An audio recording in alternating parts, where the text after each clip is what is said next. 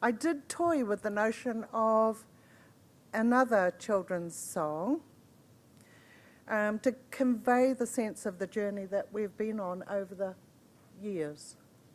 You know, the one that goes, the bear climbed over the mountain. The bear climbed over the mountain to see what he could see, she could see, saw another mountain. And it goes on and on and on and on. If you've ever been with a group of school kids on a bus trip, at some point they'll sing that all the way home. And in the end, I rejected that as an option for a title because it would have been even longer than the title that I had decided on. And it doesn't work as well as a metaphor because while we do know mountains in the Pacific, not well known for our bears. On the other hand, we can do wild here.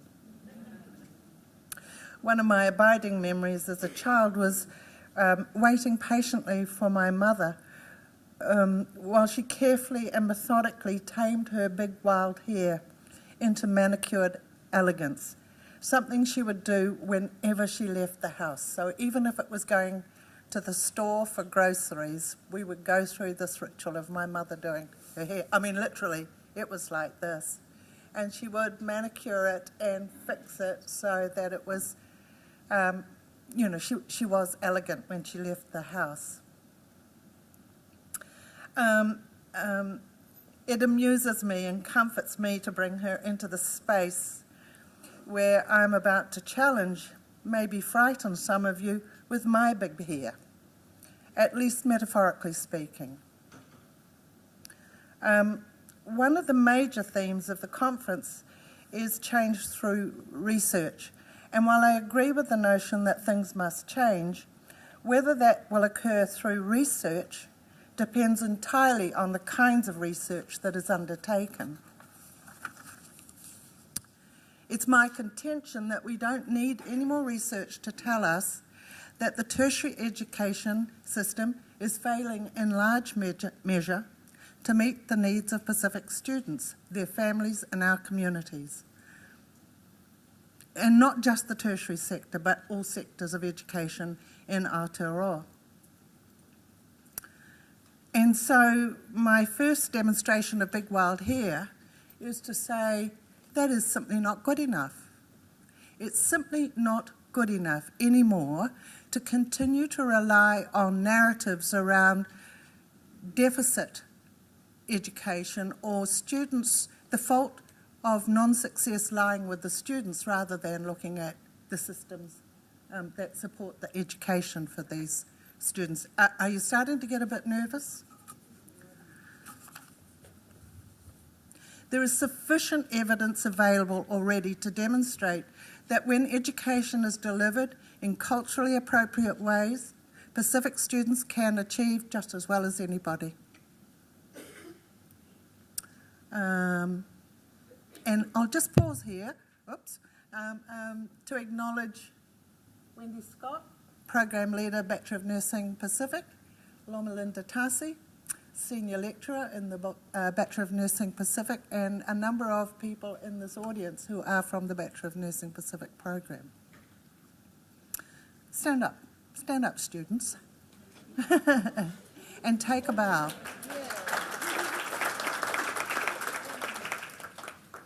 Later on, I'm going to be drawing in another theme, but the reason why I want you to see these students, because along with Damon Salesa, I agree that the future is here and now, and the decisions we make here and now will determine our future. These students represent, as do other students who are in the audience, represent the future. What we need to be focusing on is researching the ways in which structural and systemic barriers not only inhibit Pacific success, but also have the simultaneous effect of normalising Pacific failure. This is the hegemony at work, and it cannot continue unchallenged. For Pacific academics to take up the cudgels in pursuit of this agenda requires considerable courage and fortitude. Before the questions can be framed, that is, before the research can be undertaken, there has to be cultural and social agreement that the biggest barrier to educational success for Pacific are in the organisations and systems that generally employ these same academics. Just to return to the title of this paper for a moment, the poem by Selina Tuisalamash is published in the 2017 collection of poems entitled Tightrope. The metaphor of the tightrope so perfectly describes the lived experience of many of us teetering on that narrow line between the worlds of academia and the worlds that sustain us, or sustain that which is Pacific in us. A recent article published by Dr. Terry Chu, and she's still here somewhere, maybe not, entitled Let's Not Pass the Buck on Pacific Education, provides a telling example of this point. In this article, Chu chided Stuart McCutcheon for claiming that poor achievement of Pacific students in the university sector was the fault of the compulsory education sector. While acknowledging there is much work to be undertaken in that sector, Chu argues that this does not and should not absolve the tertiary institutions from their responsibility to lift their game. I believe that the article was a reasoned and reasonable challenge, and I also know that notwithstanding this reasonableness, Chu, like other Pacific academics at times, risk their own career development in making challenges to the way the system that employs them operates. I am nervous. It's not comfortable challenging and taking on the world. We would much rather laugh and smile and be happy, and we absolve ourselves of our responsibility in this conversation if we always do that, all right? So my apologies for being adding somewhat sour note to this conference, but there are things that have to be said. Simply cannot keep on doing what we've always done and imagine we're going to get a different result. Any case, Dr. Chu has big hair. Two things strike me about this example that I've just talked about. Academics, Pacific academics, really do have to step up to the mark to support the agenda. And I have to say that non-Pacific also have to step up to the mark to support this agenda. We have reached a point in the issue of the status of Pacific education across all sectors where we simply have to state that what is being achieved, minor exceptions notwithstanding, is not acceptable. For those of you who are not Pacific, and do not think that this is an issue that involves you or is something Pacific must solve for themselves, I do invite you to read the recent published publication by Professor Damon Salesa entitled Island Time, New Zealand's Pacific Futures. Salesa challenges the dominant discourse of cultural diversity that most New Zealanders, myself included, I have to say, subscribe to and are proud of. We're proud of the fact that we are a diverse population here at the bottom of the universe. He challenges this narrative by demonstrating that how Pacific communities within the New Zealand context have become segregated enclaves that act to perpetuate and reproduce the notion of Pacific poverty, with all of the attendant negative outcomes of poor housing, poor health, poor education, and poor employment opportunities. Salesa's arguments are concise and challenging summary of how we got here and why we get stuck. His compelling thesis is that the future of New Zealand is predicated on how we act now. So his thesis is that while we may celebrate the fact that we are a diverse community, we do have to examine that narrative. because we are diverse, but we're segregated. And large chunks of the Pacific population are segregated into areas of deprivation. In Auckland, I know it's true. In Wellington, is also true. If you're on the motorway in Wellington during the school holidays, you can travel from where I live in Whitireia into Wellington in 20 minutes. And the difference is in the school holidays, all the kids that are flooding out of Whitireia for their tertiary, for their secondary education aren't on the motorways during the school holidays. Do you understand the point that I'm making here? Is that the flight out of these populations started out as a white flight and is now a brown flight.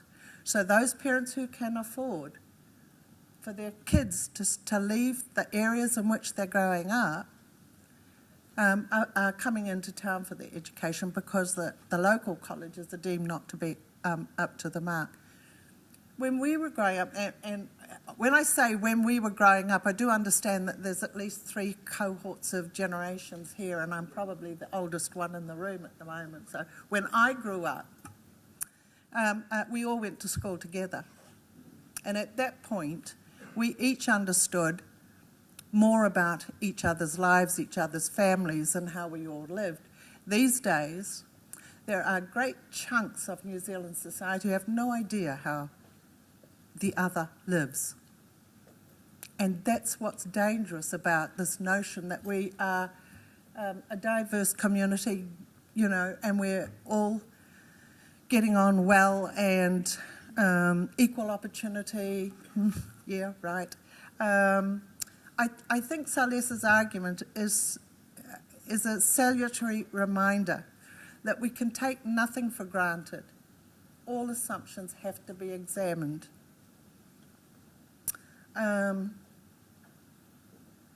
Salessa has got big hair.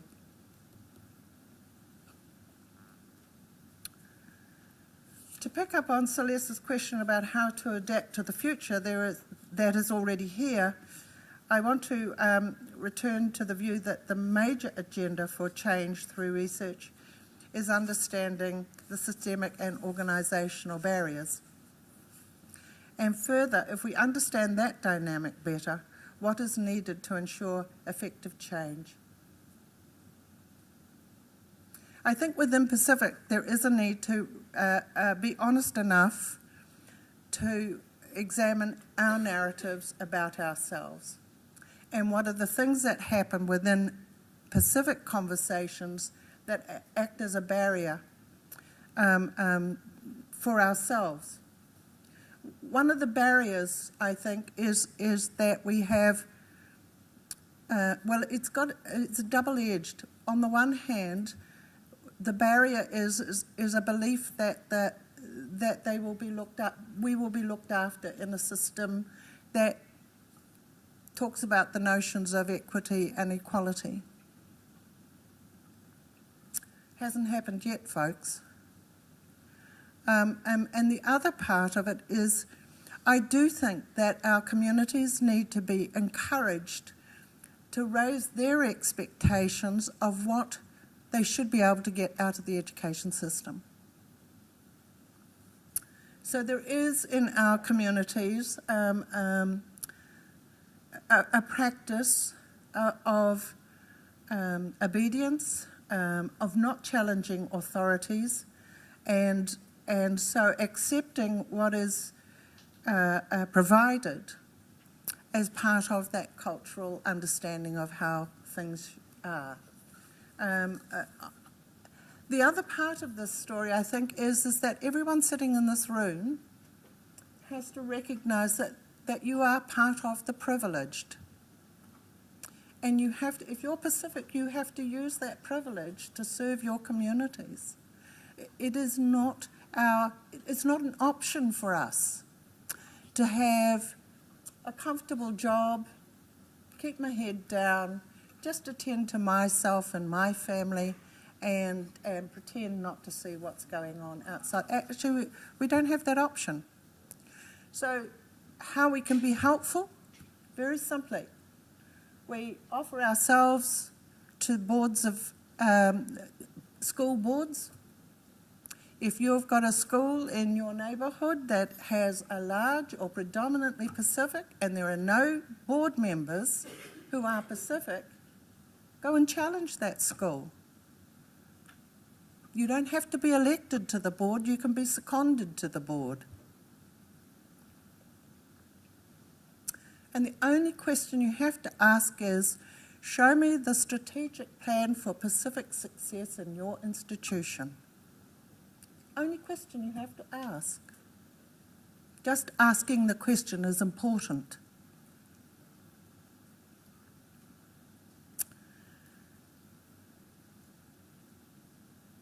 It's time for each of us to grow some big hair. To non-Pacific colleagues, this is a harder conversation to have. And I'm really resisting trying to say, you know, some of my best friends are non-Pacific. Some of my very best friends are non-Pacific, all right? The development of my own career as a nurse and as an academic would not have been possible without the enduring loyalty and support of my non-Pacific friends, colleagues and family. That being said, I find it frustrating at times that as much as this support exists, there are also those who hide behind the ramparts of organisational and systemic barriers and deny A, that there is a problem, or B, trust that given the resources, Pacific people are perfectly capable of finding solutions that work. This is quite relevant at the moment. Those of you who read the newspapers understand that Whitireia is experiencing some financial difficulties at the moment. First time, I've been this, I was a foundation tutor at Whitireia, 1985, been around forever. This period that we're going through is the first time that Whitireia in all that time has ever been in financial difficulties. And as I rail against in my own institution, you know, it took us 25 years to build this institution to be what it is today, and it took the managers and accountants 5 minutes to bring us to a point where we're now in financial difficulties. Isn't that interesting? Isn't that interesting? So I'm very much in line with what Joe was saying this morning about getting rid of the managers. Great, go for it. The reason why this is of concern to me, that institution, just to give you a bit of history, the institution was first set up. So the justification, Jack Marshall was the Minister of Education at the time, and his justification for having another institution in the Wellington area was to increase the number of Māori and Pacific nurses entering the profession. That was the justification for that place being built. Over the years, it has experienced success. But what we've also realised over the years was we could do even better for those populations if they were in their own programs. And if you want to see innovation on the ground, then those two programs, so I'm talking about the Bachelor of Nursing Pacific and the Bachelor of Nursing Māori program. They are quite separate programs. They carry their own curriculum. Now, setting them up in an institution was itself a challenge. But at the time, the organisation was prepared to take on that challenge. These days, there is a huge risk that in tightened financial times, they'll want to collapse it back down again. You know how they do this game. Look, it's not a problem. We'll just make you one program, and you can have a stream here for Māori, and you can have a stream here for Pacific, and no. Okay, so the bear climbed over the mountain story does kind of work for me, because we can never take for granted that we've ever arrived anywhere permanently.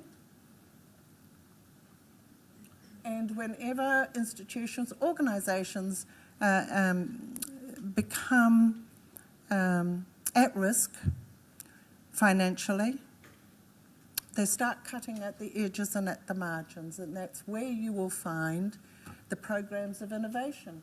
Innovation always starts at the margins, folks. Always starts at the margins. So there is a risk.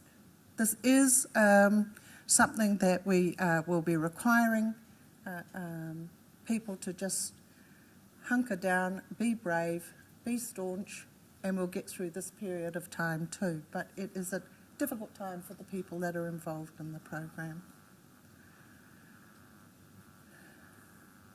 We require, we need, we request, we demand that our non-Pacific colleagues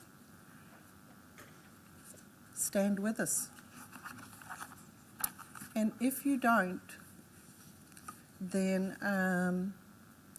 I want to read to you a very challenging extract from a book by Edie Lodo's book, Why I'm No Longer Talking to White People About Race. It was published this year. It's challenging, but bear with. So the extract from the book goes like this: I'm no longer engaging with white people on the topic of race.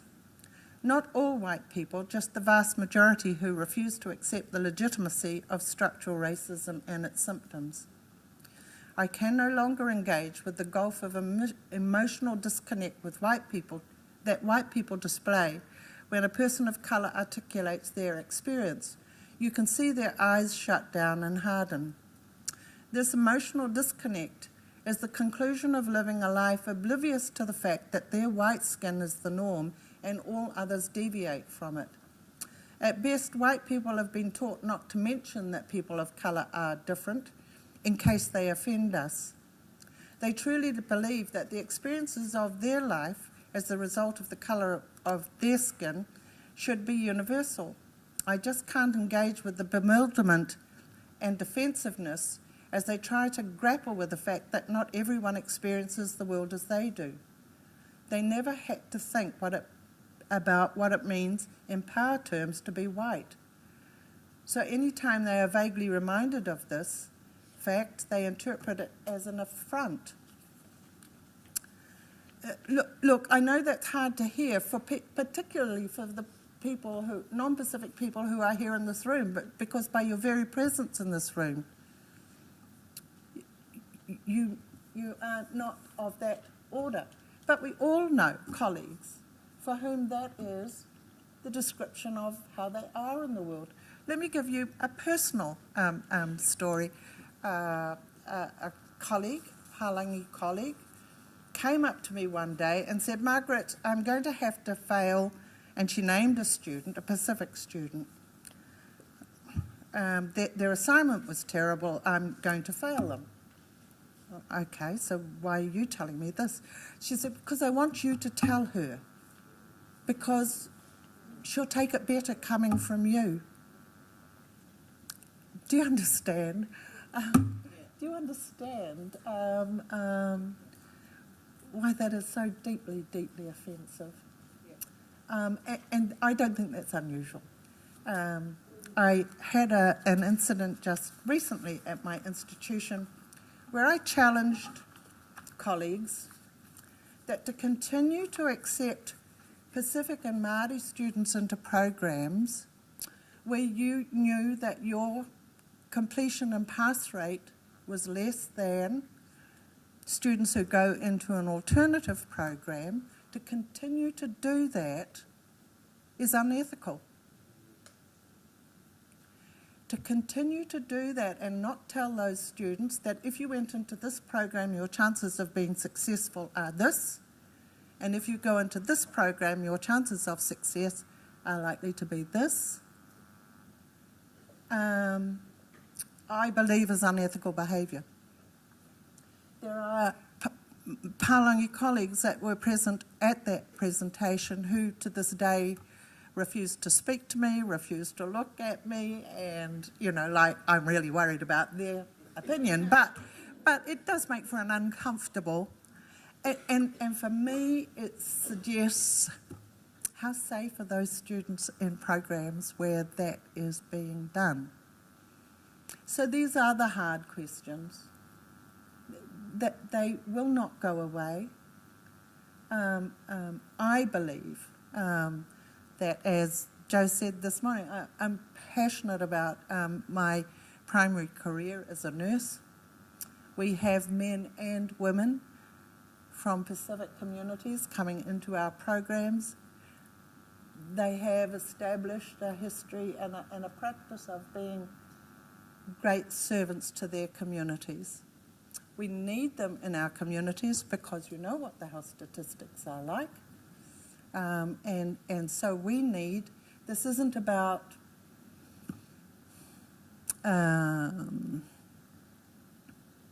it's not a superficial question. It actually goes to the heart of the health of our communities. And so that's why some of us get a bit grumpy, a bit challenging, grow big here. I don't want anybody to leave this room and feel that the point of this presentation has been to insult you or make you feel uncomfortable. The point is to raise the agenda, because if we're not the solution, we're part of the problem. And so I really invite people after this presentation, after this conference, to consider how we can continue to debate, to discuss, to talk about how we can make a difference. This evening, I'm rushing home to wrap the present for my 7-year-old granddaughter's birthday tonight. This is so personal in terms of the future is now. Thank you, everybody.